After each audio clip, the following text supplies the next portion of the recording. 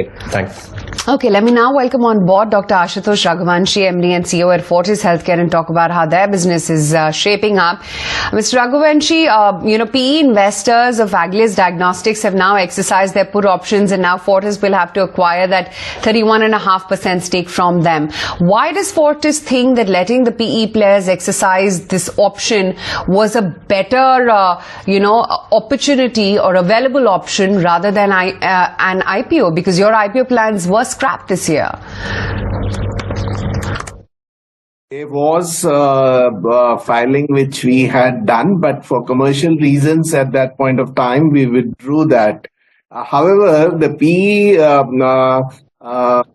partners had come in June of 2012. And they have been very good investor partners with the company. And since they had a right to put the put option in case they do not get an exit by a particular date. That's hence they have exercised their right. So for us, we believe that there is a lot of value in Agilius. And that's the reason why we have decided that we would acquire this 31.5% stake. So how will you fund this acquisition? The fundraise you are doing for this, is this in connection for funding this entire buyout? That's correct. Since we are a FOFC company, we have to do a FPI debt route. So the board has approved to go ahead with a listed secured non-convertible debenture for 1,550 crores. So we would be submitting for all the necessary approvals for this, including shareholders approval and other statutory approvals. Following that, this fundraise would be done. As you are aware that, probably our balance sheet is very healthy. Our debt to EBITDA ratio is only 0.22x. So we have only about 308 crores of net debt on our balance sheet at the moment. So this is a very comfortable situation for us. Right. So, Mr. Raghuvanshi, will the company then plan for an IPO after this stake purchase, or you think IPO is completely out of the question now? See, the business had seen its ups and downs. It is a known fact that this business has underperformed compared to the industry peers, and we need to make a lot of effort to bring that value out of this business. We believe that there is a lot of inherent value sitting in this business by increasing our share of specialized testing, etc. We are going to improve the profitability and the performance of this business. There were a lot of headwinds in the past 2 years, especially the brand change was one thing which affected the business in a negative way. So as a result of that, the business suffered.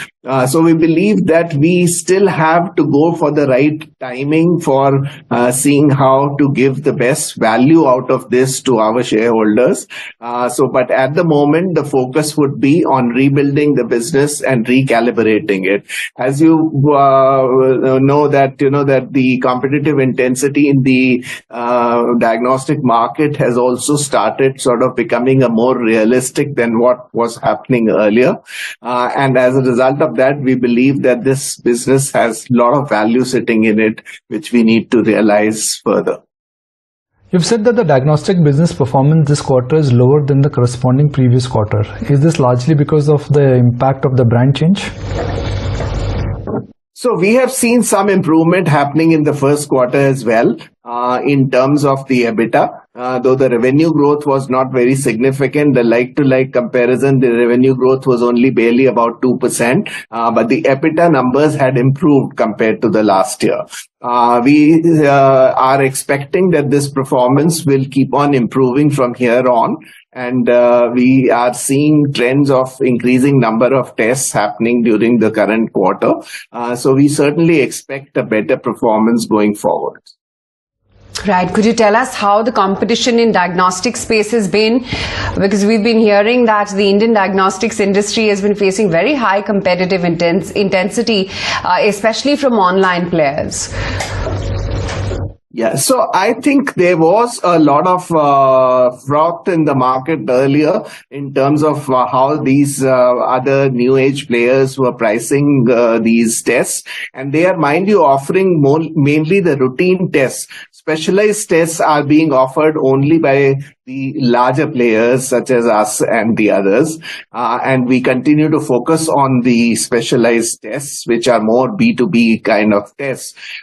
So the pricing pressure which was there on the routine tests, on the wellness side, etc., is coming down. As I said earlier as well, it is actually coming down because there has to be a realistic pricing.